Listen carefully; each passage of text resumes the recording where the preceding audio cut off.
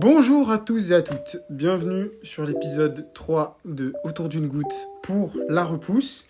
Qu'est-ce que La Repousse? La Repousse, nous sommes une association qui a pour objectif d'aider les agriculteurs locaux, c'est-à-dire qui distribuent leur nourriture localement autour d'eux, à s'installer et à se pérenniser, ou simplement leur donner juste un petit coup de boost ponctuel. Comment on fait ça? Autour de chantiers collectifs.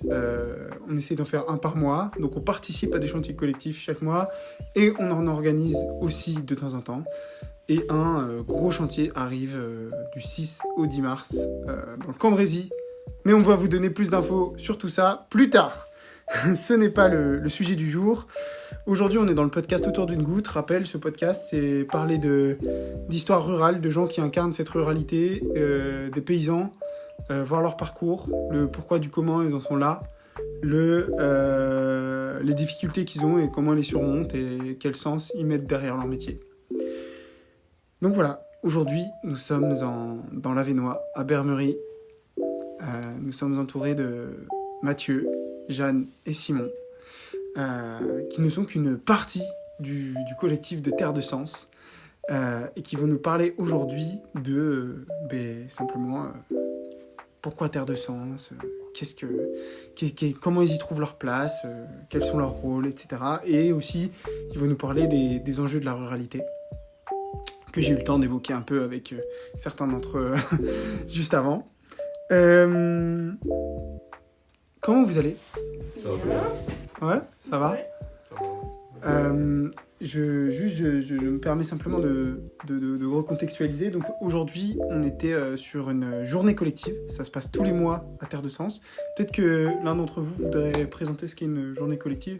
Ce sera intéressant dans votre modèle. Du coup, depuis le début de Terre de Sens, c'est une asso qu'on a créée sur la ferme de mes parents et les parents de Mathieu du coup. Depuis le début, en fait, on a créé l'asso Terre de Sens qui crée un peu le lien entre le monde agricole et les gens qui sont en dehors de ce monde-là, quoi. Avec des chantiers collectifs tous les mois où les gens venaient s'approprier une ferme, découvrir un peu ce qui s'y passe. Et on avait commencé ça un peu avec un jardin partagé. Et puis, petit à petit, du coup, c'est devenu un peu une journée où on fait découvrir ce qui se passe au fil des saisons dans la ferme.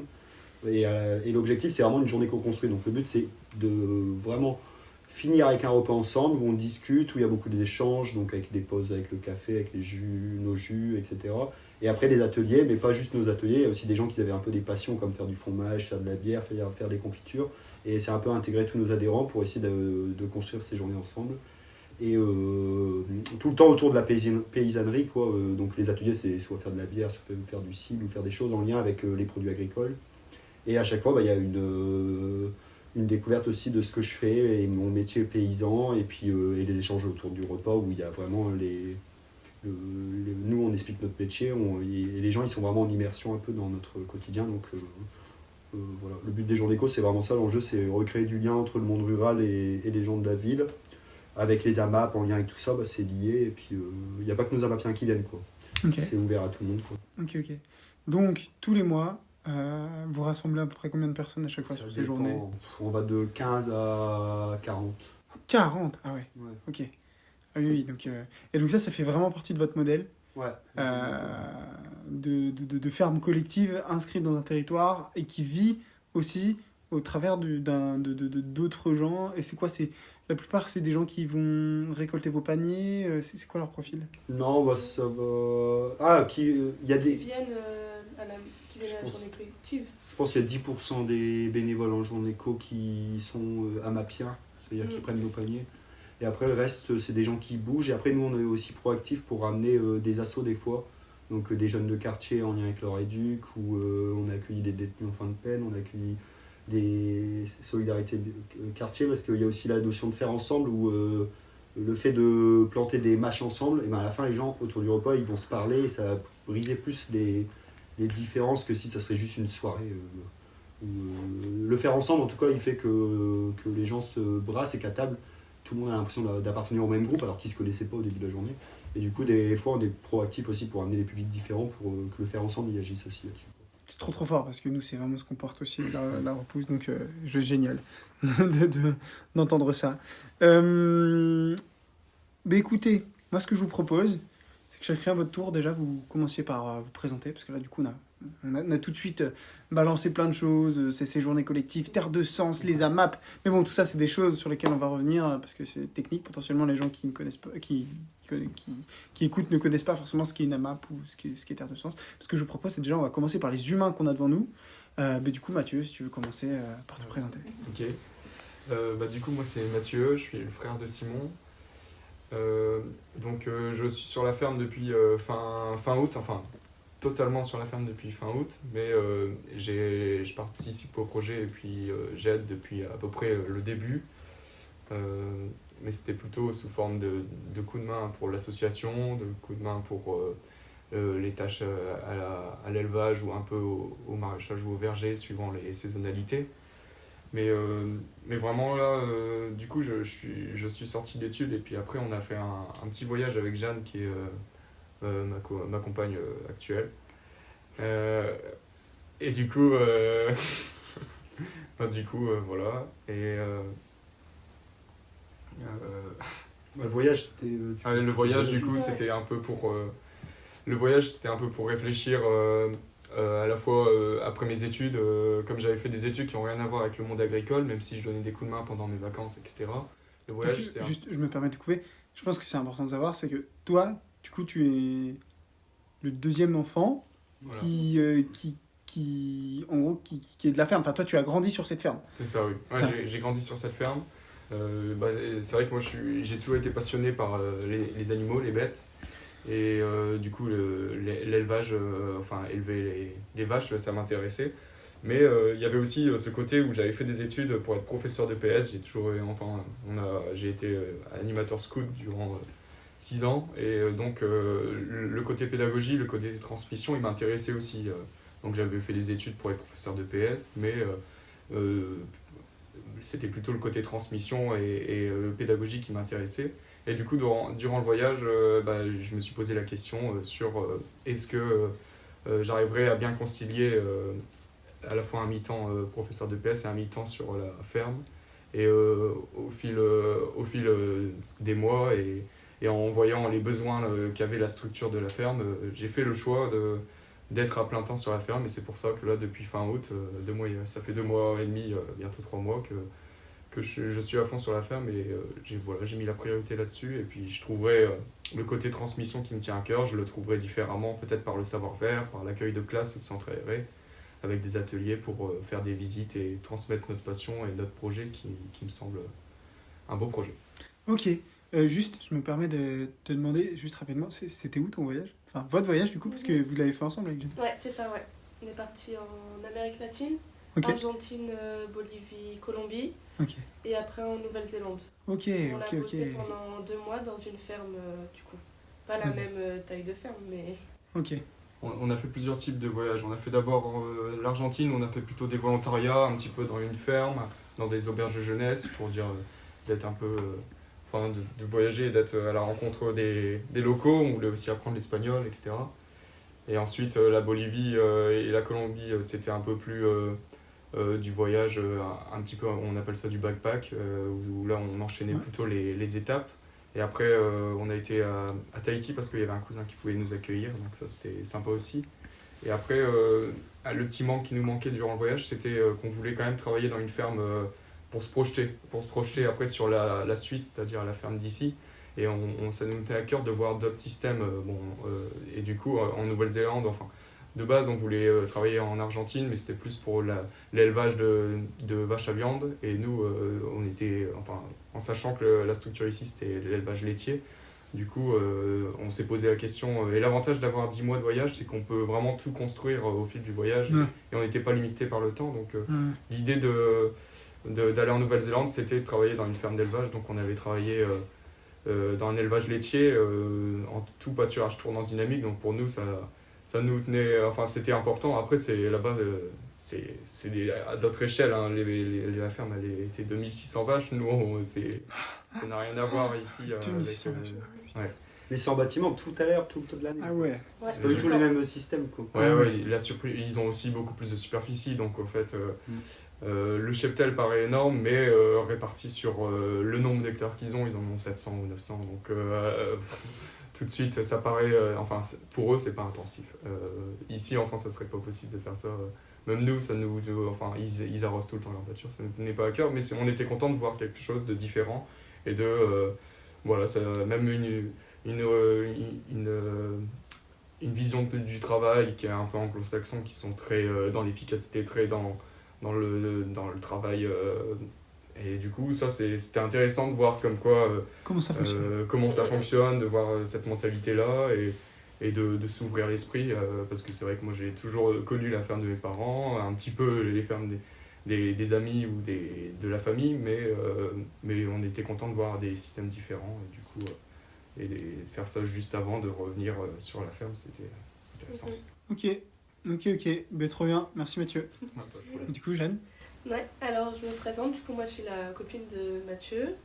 Moi j'ai connu la ferme ici, en fait j'ai fait un BTS Axe, du coup BTS Axe c'est un BTS en gros agricole gestion à Genève et je devais faire un stage de 8 semaines et en fait j'ai fait mon stage de 8 semaines ici du coup Ok. où c'était Francis, du coup le père de Mathieu et Simon qui m'a encadré. Donc c'est comme ça que j'ai découvert ici. Et en fait, quand je suis venue ici, c'était le tout début, je pense, de Terre de Sens en 2017. Donc voilà, donc j'ai pu voir vraiment le début. Et après, je vais dire que je suis impliquée dans la ferme depuis à peu près 4 ans.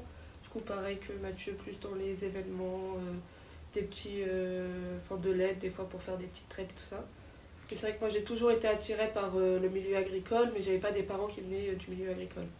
Donc le fait d'être ici, en fait, le fait de découvrir, j'étais vraiment contente et je voulais vraiment faire ça après. Ok. Et voilà. Et du coup, toi, tu viens d'où de base? Alors moi je viens de Valenciennes et du coup voilà, j'ai fait un BTS du coup agricole et après un master, je suis allée jusqu'au master en comptabilité parce que j'aime bien en fait tout ce qui est quand même la gestion économique. Et donc je suis en alternance dans un cabinet comptable et du coup j'étais en alternance dans un cabinet comptable, on a voyagé pendant 1 an et je suis revenue dans ce cabinet comptable 2 jours par semaine et 3 jours par semaine ici. Donc, Ok. voilà. Oui, donc on en parlait tout à l'heure, mais compétences auxquelles on ne penserait pas forcément quand on pense à la ferme, mais qui est relativement centrale quand même sur la gestion du modèle économique et de la ferme, quoi. Mhm. Ok, ben, trop bien. Merci Jeanne. Simon, à toi. Moi c'est Simon, du coup moi je suis un peu à l'initiative du projet au début en 2017 où je suis, j'avais pris un mi-temps dans mon travail d'avant où je travaillais déjà dans un projet agricole un peu atypique, c'était la ferme de Moyenbry. On était déjà ouais. Pardon, je me permets juste pour ta présentation.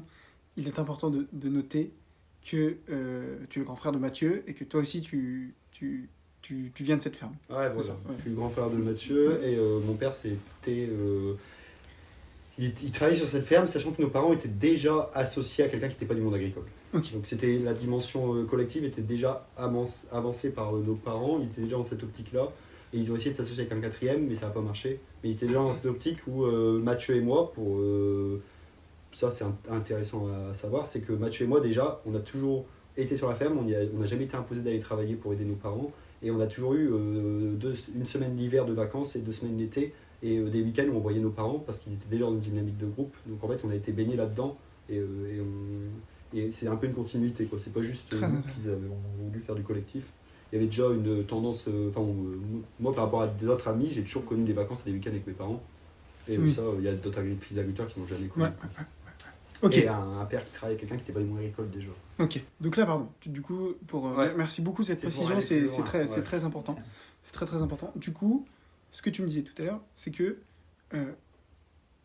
tu as été à l'initiative du projet en 2017 et avant ça, tu avais travaillé sur d'autres exploitations, c'est ça? Non, en fait, je travaillais, c'est en lien avec mon boulot d'avant que j'ai mis à mi-temps pour créer ici Terre de Sens. Et Terre de Sens, ça s'est un peu créé. En fait, on était 3 amis du scout. 3 ou 4 amis du scout et au scout on n'avait plus notre place parce que c'est un mouvement de jeunesse. Okay. Donc on a décidé de créer une parcelle ici à la base sans trop d'enjeux, une parcelle où on faisait un jardin partagé et puis on faisait les journées collectives comme j'ai dit, mais juste on produisait les légumes pour le repas de la journée collective et puis le but c'était de vivre ensemble, quoi. Ok. Donc en sachant que vos parents pendant ce temps-là continuer à faire tourner la ferme. Et donc ça, c'était juste une partie de la ferme que vous mettiez en... Nos parents, ils nous ont juste mes parents, ils ont juste mis 1000 mètres carrés de terrain à disposition pour expérimenter l'association sur la ferme. Du coup. Et voilà. Et du coup, ça a duré 2 ans comme ça, mi-temps de côté, avec Terre de Sens qui avait beaucoup de bénévoles, de l'accueil, les gens d'éco. Et au bout d'un moment, l'équipe des bénévoles, il a commencé à avoir une petite équipe qui s'est projetée sur la reprise de la ferme. Et on a décidé de se lancer en salarié d'abord sur la structure. Donc il y avait Anthony et moi, il y avait Mathieu et Jeanne qui ont rejoint l'équipe, et il y a Quentin Fievé, un bénévole aussi qui était assidu, qui ont décidé de reprendre la ferme. Sachant qu'après Mathieu et Jeanne, vu que une ferme c'est quand même assez... tu te projettes quand même sur beaucoup d'années, donc eux ils avaient besoin de voyager avant, donc on savait qu'à terme on allait être cette équipe-là, mais après on a mis en place pour que tout le monde soit bien dans cette équipe. Et j'en suis où ? Ouais, après, du coup, on a décidé de reprendre la ferme et de se former. Quentin il a décidé de reprendre le verger.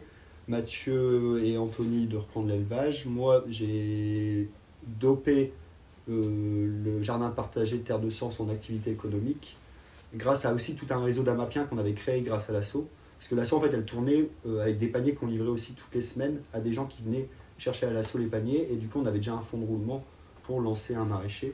Mais clairement, moi, c'est les journées éco et tous les adhérents qu'on avait autour qui ont permis de me lancer avec une base d'Amapiens.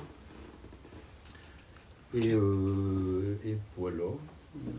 Ok, trop bien. Et Jeanne à l'élevage et à la compta. Ok. Mais au tout début, je pense que c'était plus élevage, après on s'est précisé plus... En fait, là, je mets déjà dans des cases, mais au début, c'était juste on voulait travailler ensemble. Ok. Très bien. C'est juste que les rôles se définissent. C'est plus les qualités de chacun et où chacun veut se situer qui a fait que ça coulait bien, en fait, parce qu'on est tous différents et en même temps, on a tous des points communs. C'est bien qu'on soit différents parce que du coup, Simon il a plus des attraits au maraîchage, mais Quentin il est plutôt à vouloir faire du verger. Et c'est vrai qu'on se complète bien parce que du coup, on se fait confiance chacun dans nos tâches. On essaie d'être sur une gouvernance, comme Simon il dit souvent, c'est une gouvernance partagée. Et donc on essaie de se faire confiance sur les tâches des uns et des autres, même si on fait beaucoup de réunions pour en discuter et pour guider aussi sur les choix de la structure. Mais on est beaucoup dans une volonté de faire ensemble, de se répartir les tâches, de se répartir les ateliers et de faire confiance à ce que les autres font. Clairement, voilà, on n'est pas figé, quoi. Le temps que Mathieu et Jeanne étaient en voyage, moi je m'occupais de la compta avec mon père et l'élevage beaucoup plus. Et en fait, on n'est pas figé, ce qui compte, c'est de faire tourner la structure. Okay. Ouais, le truc, c'est vrai que... Ça se précise maintenant, mais demain, ça peut changer, quoi. En fait. Ça peut changer, et puis on essaie d'être aussi polyvalent, d'être multifonction, parce que sur une ferme, de toute façon, si on veut limiter nos charges, il faut être compétent dans beaucoup de domaines, que ce soit en mécanique, que ce soit avoir l'œil sur les animaux, que ce soit sur le maraîchage, comme on fait beaucoup de légumes différents pour satisfaire les clients. Du coup, il faut à la fois essayer d'ajouter des cartes à nos compétences, mais du coup le truc c'est aussi qu'on s'entraide beaucoup, que ce soit aux journées collectives, que ce soit pour les événements de Terre de Sens, et puis aussi les astreintes, quelque chose de très lourd dans notre ferme, c'est les astreintes de traite d'élevage, et ça comme on l'a vu par nos parents qui étaient en agriculture de groupe à 4 avec un salarié, et là, on essaie de continuer ça et d'aller encore un peu plus loin en étant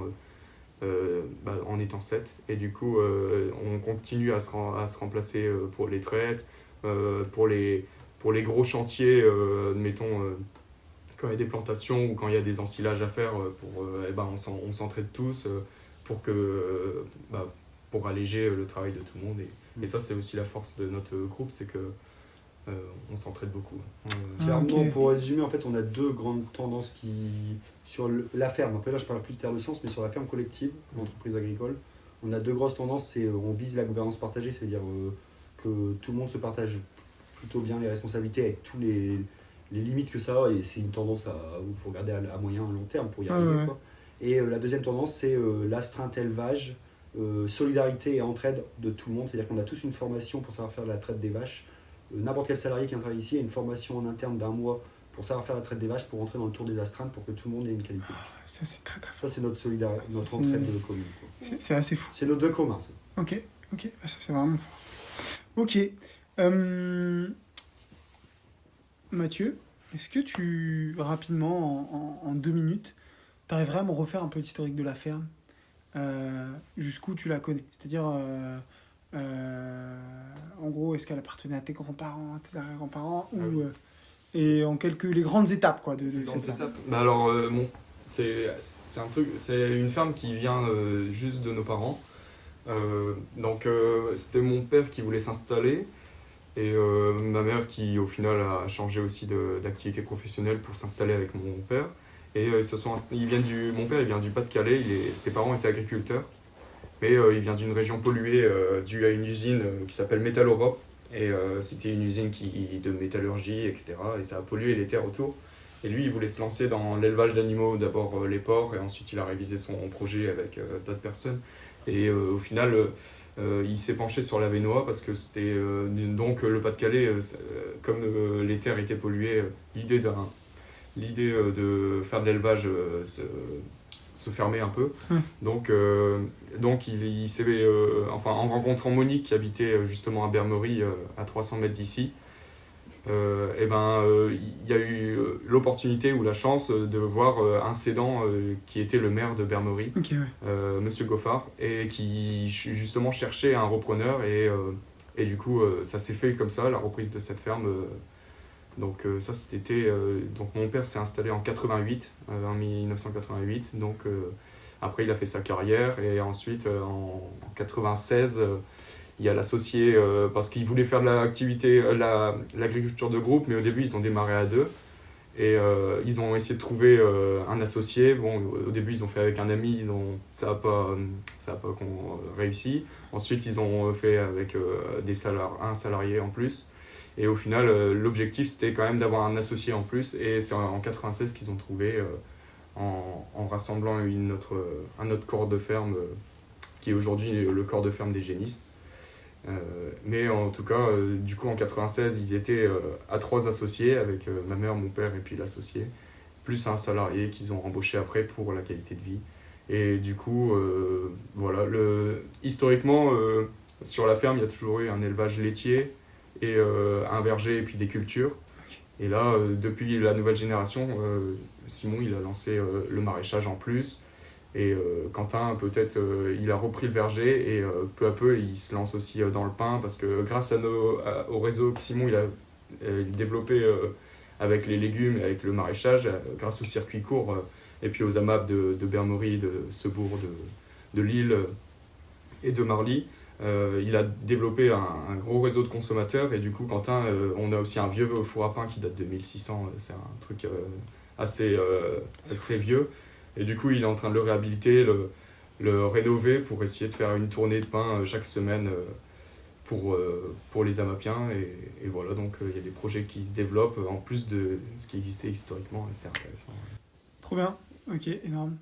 Et du coup, aujourd'hui, si je m'intéresse à toi, Jeanne, comment ça fonctionne économiquement? C'est-à-dire, quel est le modèle économique, très rapidement, si tu devais me le résumer assez rapidement, genre, de quoi vous vivez quelque part? Alors, du coup, on vit, ce qui nous rapporte le plus sur la ferme et ce qui fait que la ferme elle tourne, c'est vraiment l'élevage. Donc, c'est pour ça qu'on est tout de suite dans l'optique où chacun fait l'astreinte des traites parce que du coup, c'est une grosse partie de la ferme. Et du coup, après, on a les pommes quand il y a des bonnes saisons aussi, parce que là, c'est pas la saison de la pomme. Et après, le maraîchage, ça se développe quand même au fur et à mesure. Et là, Simon, il a commencé à Lille cette année. Et, Donc, comment il distribue en AMAP, moi je suis centre. Et qu'est-ce que c'est qu'une AMAP?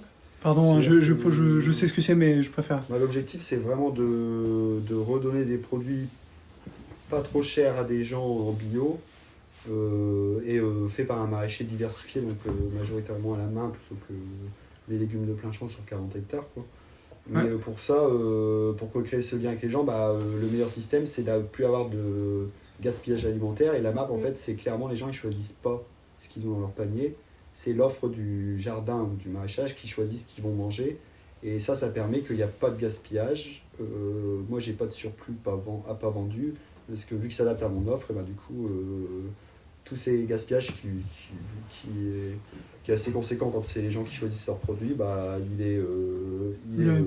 ouais, les gens ils payent environ 40% de moins cher, entre 30 et 40% de moins cher qu'ailleurs, grâce à ça, au fait qu'ils s'engagent sur un an. Ouais, c'est très fort. Et moi derrière, ça m'apporte une sécurité financière parce que je sais que je vais rentrer 1 000 € toutes les semaines avec une certaine dose d'engagement. Donc je vois une visibilité à moyen long terme. Mais ça, en fait, ça contractualise comme les vaches qu'on a à la coopérative qui nous fait un contrat pour l'année en lait. Bah, moi, les légumes, c'est de la vente directe mais contractualisée. Et du coup, ça enlève un peu le côté vente directe hyper... aléatoire aussi. Ouais, hyper aléatoire et du coup précaire Du maraîchage. Des marchés, du marché. Ouais. Ok. Et donc du coup, juste, je me permets de repréciser les termes. Donc AMAP, ça veut dire Association de maintien de l'agriculture paysanne.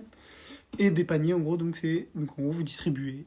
Les gens contractent un contrat avec l'AMAP sur 1 an ou 6 mois, je sais plus ce que c'est. Et chaque semaine, ils ont un panier et vous distribuez à Lille et à Valenciennes, c'est ça? Et à la ferme. Ouais, à la ferme. Lille, Valenciennes, la ferme. Et c'est Ok, beau. ah oui, Ouais, mais c'est Valenciennes. c'est quand même une belle AMAP. C'est une belle AMAP. Ok, très bien. Mais merci d'avoir expliqué ça. Je pense que c'est important pour ceux qui nous écoutent. S'il y en a certains qui se projettent dans un modèle agricole, de savoir comment on peut faire tourner une ferme. Et vous, c'est assez intéressant parce que c'est très diversifié comme modèle économique. Donc, Bon, on aime bien ne pas mettre nos œufs dans le même panier, pas avoir un seul atelier. C'est vrai que il y a des ateliers plus ou moins rentables, mais certains rapportent économiquement, mais d'autres rapportent du lien social. Ouais, ça se trouve, certains vous font connaître aussi. Et... Certains nous font connaître. C'est un ensemble, quoi. Ouais. Faut pas le voir. Faut voir les avantages de chaque atelier et trouver l'équilibre qui nous va, quoi. Et je pense qu'on est un peu tous sur le même... Enfin, moi, par exemple, j'utilise beaucoup la vente directe aussi comme vitrine, parce que les gens viennent chercher mes légumes bio, parce que c'est à la mode actuellement dans la société, pour après faire venir dans la baignoire, montrer le bocage et parler de l'élevage et de ce que ça crée comme paysage, le paysage de bocage par rapport à des paysages de grande culture. Mais en fait, ça permet aussi de... Il y a des liens comme ça qui se créent aussi pour rester en lien avec la société, rester en lien... recréer du lien, recréer des consciences, quoi. Ça, je pense que c'est un point que tu soulèves qui est important, duquel j'aimerais qu'on parle. C'est, tout à l'heure, tu me parlais de cette fracture entre urbains et ruraux. Ouais. Et du fait de l'importance ici où tu faisais venir des gens qui, en fait, pour beaucoup, parfois étaient même végétariens ou dans des logiques où ils ne comprenaient pas certaines logiques d'élevage. Parle-nous-en un peu de ce rapport-là et de ce truc de les gens viennent, ont des a priori, et comment tu les démontes quelque part. Et quels sont ces a priori, et enfin voilà, quel est un peu ton avis là-dessus? Bah, pour moi, plus on brasse de gens et moins il y a un peu de communautarisme, mieux c'est. Et clairement, un des enjeux de Terre de Sens et des AMAP, c'est aussi essayer que les gens ils viennent voir les paysans, ils comprennent, ils les soutiennent, ils viennent à la campagne, qu'ils découvrent c'est quoi la campagne, même s'il faut prendre la voiture pour y aller, mais qu'ils découvrent un peu c'est quoi le boulot d'un paysan et qu'ils soient curieux, quoi. Pas juste consommateurs, ils voient un produit, mais qu'ils voient qu'il y a un humain derrière et que ça dépasse ça. Mais je pense que tout à l'heure, on discutait de ce truc de... souvent, par exemple, des gens viennent et qui peuvent te faire des remarques sur le fait sur les conditions d'élevage ou sur... et j'aimerais bien que tu me parles un peu de ça, qui est quand même un... Aller plus loin que par rapport... en fait, c'est-à-dire que quelle est leur réaction? Et en fait, tu m'as dit après ils ressortent transformés, mais ils ressortent transformés vis-à-vis de quoi? De quelle image justement de l'élevage? Parce que ils ont des préjugés sur l'élevage. Je pense que c'est un modèle qui est un peu décrit à l'heure actuelle, que ce soit l'élevage lait ou viande en ville. Et en fait, quand ils viennent ici, ils découvrent qu'en fait nos bêtes on les aime, on les caresse, quand il y a tout ce lien. Les veaux, oui, ok, on les sépare de leur mère, mais en fait on devient un peu leur mère et on leur dit bonjour tous les matins. On est vraiment... En fait, il y a tout un truc où nous, on a l'impression de faire... En fait, il y a une déconnexion qui s'est créée. C'est-à-dire que nous, on a l'impression de bien faire... Mais c'est pas que nous, il y a des éleveurs ailleurs qui ont l'impression d'aimer leurs bêtes et de les chouchouter. Mais en fait, il y a une déconnexion avec les consommateurs qui fait que les consommateurs ont l'impression que le paysan n'a pas d'amour pour ses animaux. Il y a une déconnexion que, en tout cas, ici, moi, j'aime bien le fait que ça soit pas tabou et que ce soit un sujet, je m'en fous qu'on a existé l'élevage et qu'on balance des phrases en mode préjugé sur mon métier, mais qu'après j'explique et que je montre que que nous c'est différent, et même si on n'est pas d'accord, en fait ça fait juste brasser ça fait juste réfléchir, quoi. Ça fait construire ensemble plutôt que deux mondes qui se comprennent pas. Et ça, c'est hyper intéressant avec les jours d'éco, avec le ballot de paille, avec toutes les fêtes. Et même nous, quand on va à la MAP tous les jeudis et mercredis en ville, on fait aussi une newsletter tous les lundis où on essaye de montrer, expliquer ce qui se passe et on est là disponible. Vu qu'on est en AMAP, en fait, il n'y a pas d'échange de monnaie. Donc on n'est pas en mode vendeur et client et on échange de la monnaie. Non, les paniers sont déjà prêts et les gens, en fait, on discute que de la ferme avec eux en AMAP, quoi.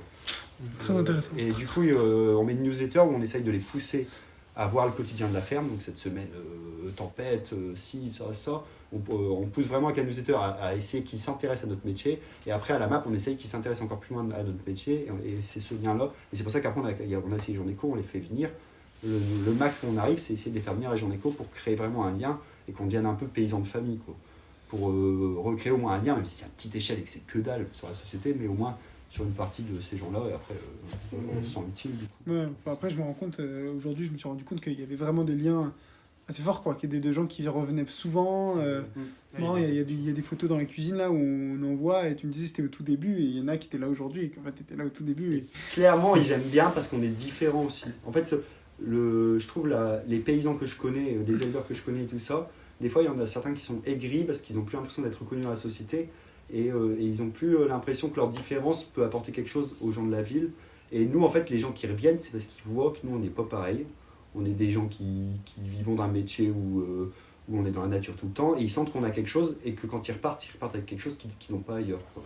Et ça, du coup, que nous on le fasse, du coup ça montre à d'autres éleveurs. Il y a un éleveur qui vient ici à chaque journée éco, là il n'a pas pu venir, mais en fait ça lui montre que son métier, il donne envie à des jeunes qui viennent découvrir, et ça, en fait, du coup, il y a des éleveurs qui ont du mal à comprendre notre projet parce qu'on se met en danger à pas mixer tout le monde, et eux ils auraient peur. En fait, à montrer que nous on n'a pas peur, et que derrière il y a des jeunes qui repartent en ville et qui sont un peu bouleversés en se disant ah ouais, mais eux ils ont une vie vraiment différente, et en fait ça fait plaisir de repartir de la ferme.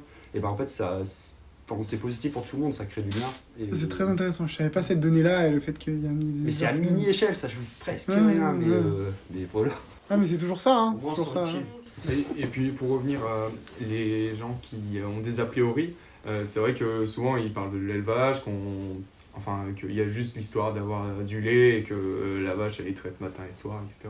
Mais nous on essaie aussi de reconnecter ça dans un paysage, dans un terroir, et que les gens quand ils viennent ici, s'ils aiment les paysages de l'Avesnois, le bocage, les pâtures, tout ça, c'est parce qu'il y a des passionnés derrière qui ont envie de faire pâturer leurs vaches, qui ont envie de... c'est pas juste des... Enfin, nous, on aime nos bêtes et on aime qu'ils prennent l'air, qu'ils sortent dehors, etc. Oui, et puis ces paysages, c'est pas du tout cuit, quoi. Ça veut dire que derrière, il y a de l'élevage, justement, et ces beaux paysages qui sont riches en biodiversité, il y a derrière votre travail, quoi. Et moi, clairement, j'ai des woofers qui sont dans le maraîchage, ça me fait marrer, hein. C'est un exemple concret. J'ai des woofers qui sont au maraîchage et qui me disent par rapport à la salle de traite, je préfère aider au maraîchage parce que c'est bucolique le cadre. Et je leur dis, c'est quoi qui est bucolique ? Les arbres, la pâture et tout. Et je leur dis, ouais, mais non, mais en fait, c'est grâce à la traite que c'est bucolique. Sinon, si t'as mis des serres au milieu d'HLM, en vrai, il n'y a rien de bucolique. Mais des fois, tu vois, ils sont déconnectés, tu leur expliquer tout ça. Et là, ils sont là, ah ouais. Ils se rendent compte en venant ici que s'il n'y avait pas l'élevage, il n'y aurait pas non plus toute cette vie ici, on ne pourrait pas être aussi nombreux. Enfin, il y a des trucs aussi où l'élevage nous permet aussi, nous, de t'expérimenter aussi en maraîchage, de pouvoir t'améliorer, tout ça. Donc, c'est une vraie résilience, en fait, l'élevage. En vrai, il y a tout qui... c'est le total, c'est le fait qu'on a tout qui est résilient. Ok, bon, mais énorme. Et clairement, le métier le moins résilient à l'heure actuelle, c'est pour ça que Quentin fait du pain, c'est le verger. Avec le changement climatique, c'est le domaine le plus précaire pour moi. L'arboriculture, c'est compliqué, je trouve. C'est l'un des domaines où tu sais pas trop où ça va.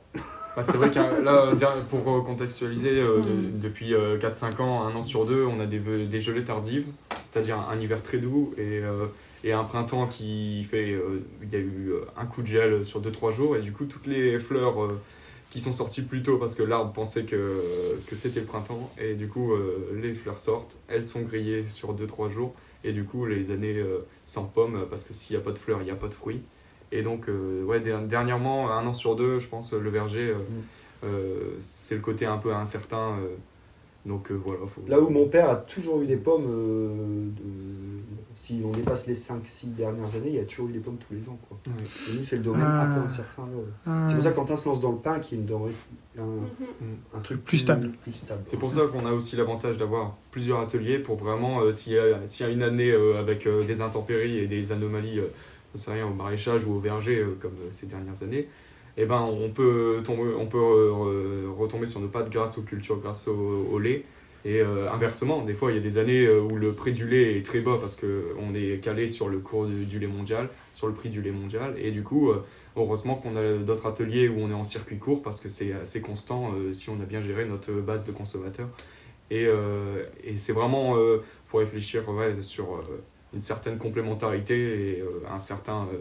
on a besoin les uns des autres. Et voilà, quoi, c'est... Ok.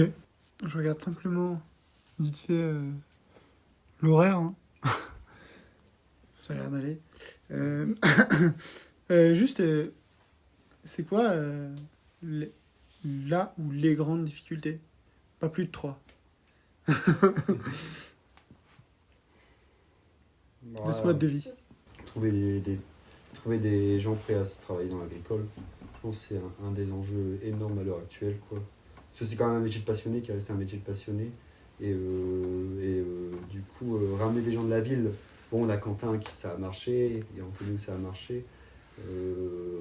Après, on a Philippe et Timothée où c'est un peu plus compliqué, mais clairement, c'est ce que je te parlais tout à l'heure, mais clairement, la qualité de vie de la ville avec les boulots de la ville par rapport à travailler sur une ferme, c'est pas la même. Et trouver des gens qui sont prêts à venir travailler dans une ferme, c'est assez compliqué, et c'est pas que nous. Quand on parle là d'autres éleveurs ou d'autres maraîchers, c'est l'une des contraintes, c'est payer un salarié, c'est chaud dans le monde agricole à l'heure actuelle. Du coup, il y en a qui cherchent que les associés, il y a des fermes qui cherchent que les associés, nous on est entre les deux, mais clairement c'est un sujet de tension assez récurrent entre nous à la ferme. Parce que juste, je me permets de... Ouais. Je pense que c'est intéressant, tout à l'heure tu m'as sorti un chiffre, c'est qu'en ville tu peux avoir un SMIC pour 35 heures de travail, ce qui pour vous est pratiquement impossible, et que vous êtes plus à un SMIC à 70 heures si on pousse bien. Quoi. Non, ça dépend.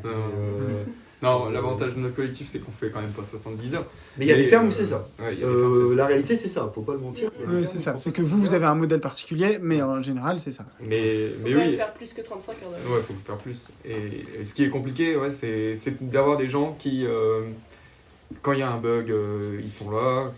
Enfin, c'est un métier où tu peux pas fixer ton horaire, je ferai 8 heures, 16 heures tous les jours, suivant les saisonnalités, suivant les chantiers, suivant le travail qu'il y a, faut faire ce qu'il faut. Et c'est vrai que c'est compliqué, enfin la grande difficulté, c'est d'avoir des gens qui s'adaptent beaucoup à la structure.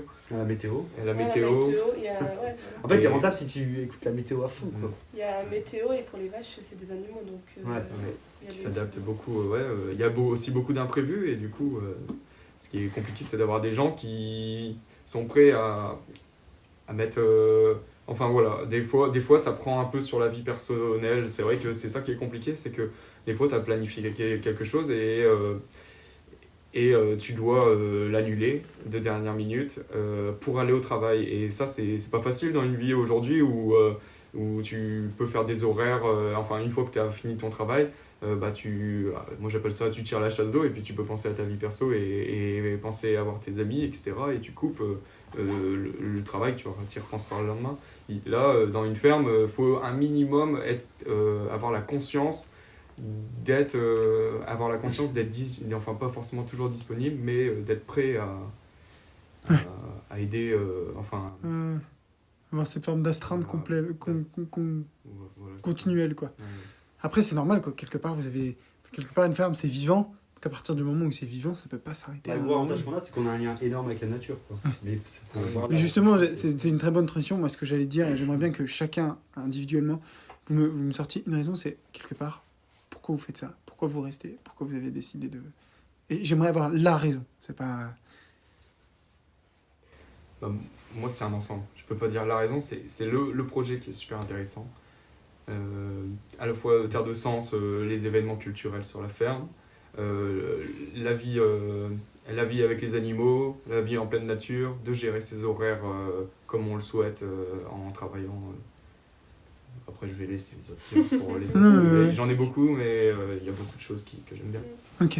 Mais je peux plus dire. Moi, la raison, ce serait du coup l'élevage, les animaux, mais c'est aussi le fait de ne pas se sentir seul. Donc, sur une ferme collective, de se sentir soutenu et pas comme certains éleveurs qui sont tout seuls sur leur ferme et qui peuvent craquer au bout d'un moment, alors qu'ici, on est assez nombreux pour pouvoir reposer les uns sur les autres et pouvoir en discuter aussi. Ok, très fort. Ok, élevage et collectif quelque part. Très bien. Et toi, Simon, qu'est-ce qui C'est fait... être paysan. Hein. Bon, pour moi, le monde de demain, sans paysans, c'est pas un monde qui tournera en rond. Je suis plutôt convaincu et chiant avec ça. Et clairement, pour moi, il faut ces hommes qui sont entre le monde urbain et la nature et qui domestiquent la nature, mais qui ont un savoir-faire, une sagesse qui ne doit pas disparaître de notre société. Et tout ce qui me dit de terre de sens, les AMAP et tout ça, pour moi, c'est ce lien qu'on ne doit pas perdre, quoi. Entre le monde paysan et tous les produits qu'on va importer de l'étranger ou d'ailleurs, c'est encore moins de lien avec les paysans. Et pour moi, clairement, un monde de demain où il n'y a plus que le tertiaire en France et de l'industriel dans l'agricole, ça ne me va pas parce qu'il y a plus ce lien fort et le paysan, il y a quelque chose à apporter pour la société de demain, quoi. Et j'ai pas envie que ça disparaisse, quoi. Que ce soit tous les petits éleveurs de fermes familiales, les maraîchers, tous ces gens-là, ils sont hyper utiles pour construire l'alimentation. C'est un facteur hyper important et pour moi, c'est le lien avec celui qui fait l'alimentation pour les gens. Le lien humain, il doit rester, quoi. Enfin, Ouais, ça ne ouais. doit pas disparaître. Très intéressant. Un métier qui a du sens. Ouais. Ok, mais je vais finir simplement en vous demandant, pour ces gens qui écoutent le podcast, qu'est-ce que vous leur diriez, vous, en tant que membre de Terre de Sens, en tant que ruraux, en tant que paysans, ce serait quoi un peu votre message ? Moi qui viens pas du milieu agricole, je sais que ça a toujours été d'arriver dans le milieu agricole. Des fois on peut se dire pourquoi tu es quelqu'un de la ville, pourquoi tu débarques. Et je pense que pour toute personne qui a envie de tester et de vraiment faire ce qu'on aime et ne pas avoir les préjugés de c'est trop difficile ou quoi, si on a l'envie par derrière, ça peut fonctionner. Ok, trop bien. C'est le dernier message. Ouais, si vous avez... Venez découvrir les fermes. En vrai, c'est ce que je disais tout à l'heure. On pense que partir au Maroc, en Tunisie, tout ça, ça va faire couper. Mais en vrai, vous faites un film dans une ferme pendant 2 semaines, je suis sûr que le choc, il va être énorme.